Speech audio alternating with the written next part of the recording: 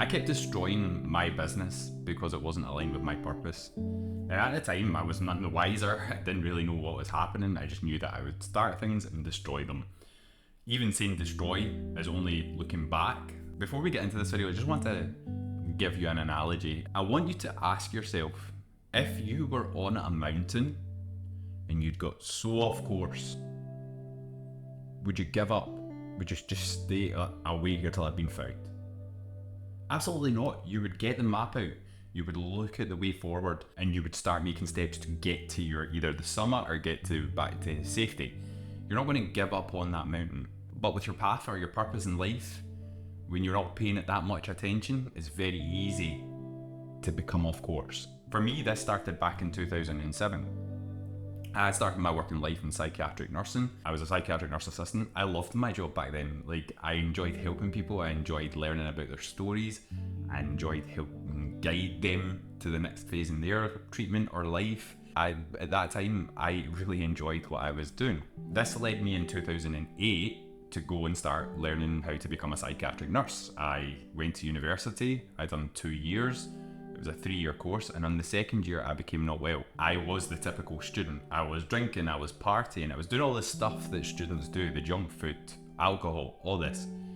And I think my body was just like, I can't do this. So I had to end up going for surgery. And it was during my recovery that I decided to look online. And I typed in how to make money online. Sure, a lot of people that have tried to start an online business have done this. And you get so many different results that are mostly pointless or scams or whatever. But there is a few diamonds in the rough. For this video, I don't want to give you all the things that I've done and tried and failed and all that stuff. That's a topic for another video. But for this one, I just take away timelines. The first thing where I started to see success was a blog. And I was creating content over what I was learning. So if I was learning about how to start a blog, I had a piece of content on how to start a blog. This aligned me with the marketing and sales niche. Now, this was going back a long time ago. And as I done this, I started to build my blog. I got featured on ProBlogger, I got featured on Content Marketing Institute, a few podcasts, because podcasts were starting to become a thing. I ended up working on a launch, and this led me to make £10,000 in a single month. This was amazing, but I didn't feel like I was doing well. It was still a failure, if you like, in my eyes at the time. At that point, I decided to pivot into YouTube, and the blog started to fizzle out. Now, my initial plan was to combine YouTube and the blog and start sharing content between the two. But the blog sort of fizzled out. YouTube became the next thing. We grew it up to about 10,000 subscribers, again, featured on other podcasts, started to make money more consistently. Again, we got to that point where everybody looking outwards would be like, that's a success. And I was like, this doesn't feel right. It just doesn't feel right. I still need money. And that led me to then start taking clients.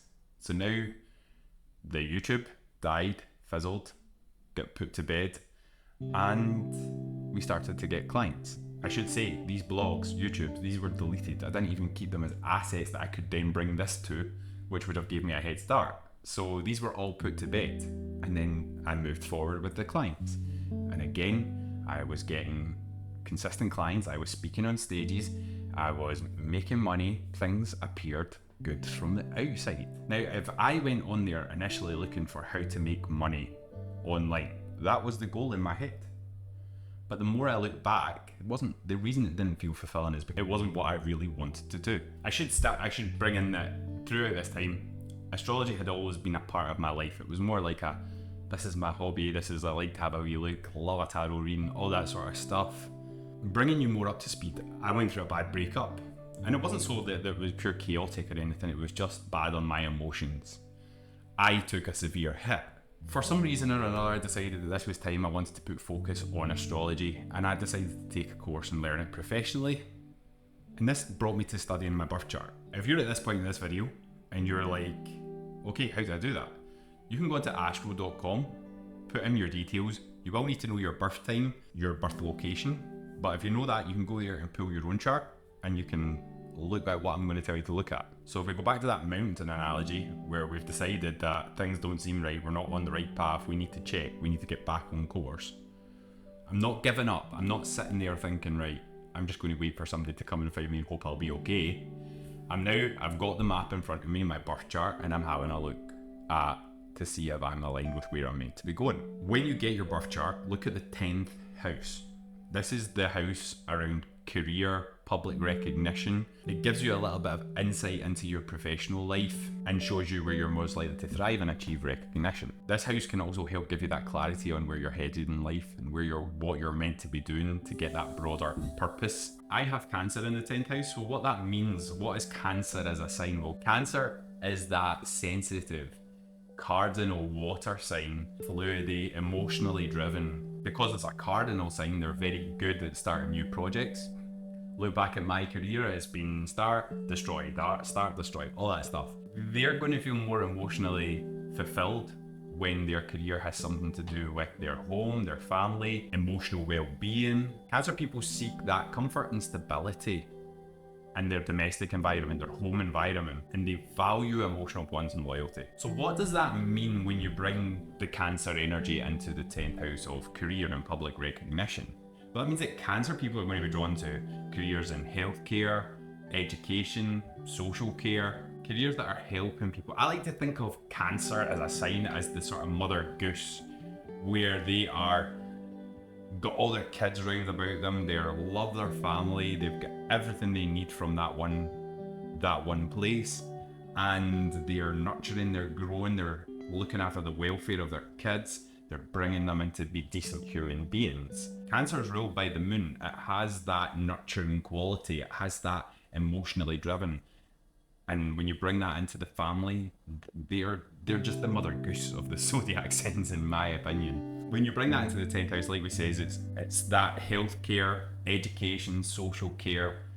They sort of are careers where you're helping somebody with their emotional well-being, you're helping them with their health, or you're helping them with their education to grow them into a decent human being. And because it's that kind of a sign, when it comes to leadership, you're very nurturing. Most of your things you're going to do is you're going to lead by example and be really, really compassionate, because you've got that stronger emotional intelligence, that intuition that comes with being ruled by the moon. It just comes easily for you to nurture in that and lead in that sort of a way. Can you see where I'm going here? Like before, I was totally like marketing and sales, which is very results driven, not very emotional.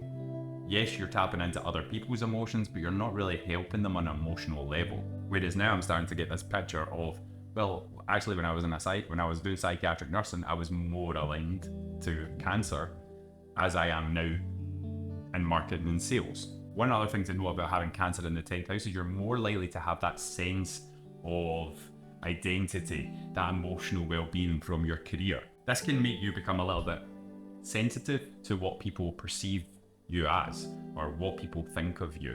And I have seen this on many a times throughout my career, where I'm concerned about, oh, if I do this content, what will X people think? Or if I don't do this, what will they think? Which led me to do things that, yeah, I'm maybe not the most proud of. Maybe promoted a product that I wasn't happy with. But I done it because I thought, this is what these people want, this is what I need to give them. So I was very unaligned with my authenticity as well, and that didn't sit well with me. Hence the reason why a lot of these blogs, YouTube channels would have pivoted to something else. I have noticed that I'm wanting to make this transition to where these videos are coming from. And I sat on this for months, by the way. I didn't just decide one day I was going to open a camera and start talking about this stuff. This has been thought for months, because I had to sit with it, because I was quite resistant to change, because it might make people think things about me, or I was scared of what people would think, especially being so open about astrology, and people, there's skeptics, there's other things, and I didn't want to ruin my reputation. But now I'm at a stage where I'm like, well, I know that I can give you information that can help you, and that's the way that I'm prefacing it to go forward. But when you've got Cancer in the 10th house, it does make you resistant to change. For the last 10 to 15 years, I've focused on marketing and sales. Yes, I've done psychiatric nursing as a sideline to keep that little bit of security from the Cancer needs. So I've kept that as a sideline, kept that, and there's that security, stability. I was resistant to change from marketing and sales. In a public light, that is what people knew me for. I was very resistant to that change. Whereas now, even now, you can probably still see, but you're still talking about business, you're still talking about marketing and all that stuff. But we're starting to come over, like, to introduce the astrology and stuff, because I want to help people on an emotional level. From studying astrology, this really started to take my attention this month, and this is probably why we are here now. There was a transit earlier this month. Pluto has been retrograde for a while, and it had went into Aquarius and now has come back into Capricorn. Now, this is the last time we will ever see Pluto in Capricorn in our lifetimes. So it's quite a big thing. And if you look at the whole retrograde period, this started a way back in 2008. What was I doing in 2008? Psychiatric nursing, an emotionally fulfilled career. So when it comes back into Capricorn, I'm then thinking, right, what do I need to focus on here? Like, where did that timeline start? 2008. This is now about tying things together. So when I've seen psychiatric nursing, marketing and sales, it highlighted how I love to help people emotionally. It highlighted having cancer in my 10th house. And when I wasn't emotionally fulfilled, it was quite easy for me to destroy it and try something else or do something else. And with my clients just now, I'm feeling super drained from any sort of marketing and sales towards doing it for other people. But I feel like the marketing and sales knowledge I had to learn for my business going forward, because that marketing and sales knowledge is going to help me get the freedom that I desire, the freedom that I have been looking for over the last 16 years. And I feel like that's what I had to learn from that. Not necessarily taking the marketing and sales, documenting my journey and starting a marketing and sales business, but more learning it and utilizing it to help people on an emotional level, or help people find their purpose, or help people use astrology to guide them in making decisions and getting clarity in their life. So when I seen this transit and I seen what it was all about, and I seen the energy at play, and I seen the thoughts that I was having in my head, I was like, this is the time to do this. This is the time to do this. Yeah? Bring these videos to life. Bring this business to life. Like I said in the last video, I really don't know where this is going, but I know what it has to include. I know what it has to do. We just don't know how we're going to get here yet, but we'll work it out together. And this is a journey. This is what you're seeing now, is the journey of me getting to where I'm going. So if you've got to this part in the video, I would encourage you to go look at your birth chart and see what sign is there in the 10th house. Now, there are other factors looking at your birth chart, which we can explore later in a different video, but just look at the sign. I mean, if you see that Aries is there, you're probably going to be driven a highly goal-orientated individual who likes to take action, likes to get the job done. Aries is very good at fighting fires, so you can dive in and learn all about Aries. If you find that Aries is there, there's loads of information out there that will give you the basics of what these signs mean, and you can translate that to how that would look in your career and your public recognition using the 10th house. But I don't want you to be sitting there on that mountain thinking, I'm just giving up. This is not what we do.